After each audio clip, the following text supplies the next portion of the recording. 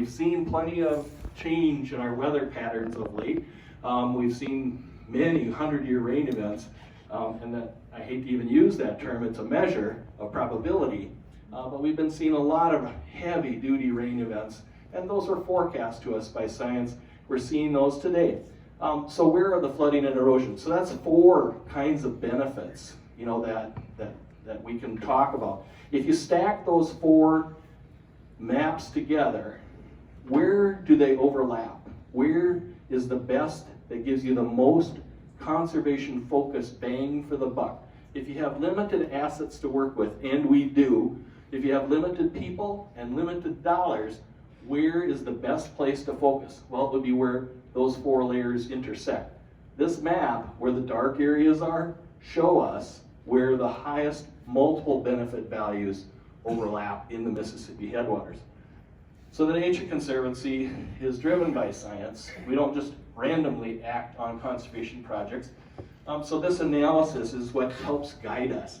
It helps us decide where people and our private dollars and where we work with partnerships. So as you look, I can kind of point here, but even from where you are, you can see, here's the Morrison County area, up here in Brainerd and Baxter, the Pine River watershed area, the headwaters of the Crow Wing. You can see those dark areas. And so the way then that we would do work is to look at those areas as priority areas and then work to create or build on partnerships that are already existing in those areas. How do we work with the people that are there, bring funding to identify priorities in those areas? If you could switch to the next. You got it. So this next map, same geography, but you can kind of see that we have worked with partners, and we're still building partners to work in the Crow Wing River system as a priority, the Pine River system as a priority, the Camp Ripley Sentinel landscape area as a priority area, the Mississippi River corridor, and it gives you an idea. Yes? What's in the far right, lower right? What's that area? This is the Twin Cities area. It is the Twin Cities. And the darkness and the priority is driven by the drinking water values that are there. So all of those data sets kind of roll up to score how it gets darker by those multiple benefit layers.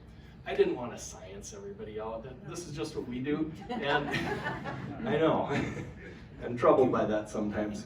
I was passionately moved by the 3 speakers before me because I love that part of how we think about the river. And so this is not to be lost in that. This is just a mechanism for us to kind of drill down and pick priorities where we can work and justify our work. And quite frankly, we have to justify our work to the people that support us. Some of you may be members. Sometimes we have corporate sponsors, local governments that we work with. They need to know how do you know when you're done?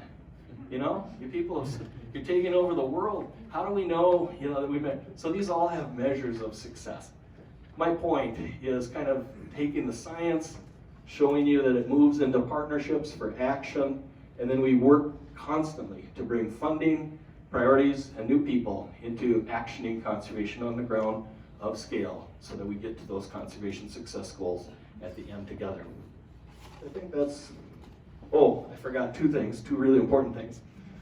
So what are the threats? Of scale, what are some of the threats that we've seen? So in the last, from 2008 to about 2012 and 13, the LARC study looked at the amount of land conversion that was going on in this western part of the watershed. 250,000 acres were converted from forest, mostly forest and grassland, into farm field. Now when you think about those multiple benefit layers, what happens? What's the difference between groundwater recharge, that first layer, between a forest and between a cornfield?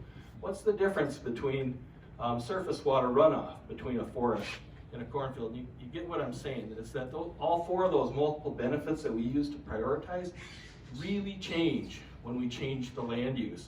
And so when we see that kind of conversion, if in those 5 years 250,000 acres changed from forest to farmland, another 150,000 acres changed to houses and urban growth.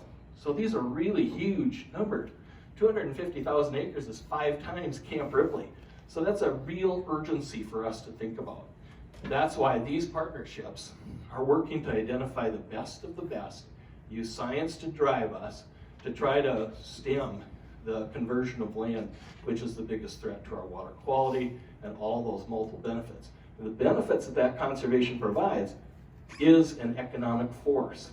The Pine River right here, this is a watershed. That area represents, for Crow Wing and part of Cass County, represents $6.5 billion in property value. That's a number. That's a number. So above and beyond those other multiple benefits, there's an economic piece to this as well. So it's important to kind of stitch all of those things together as we think about it. And I think that's the end of my piece. Thank you.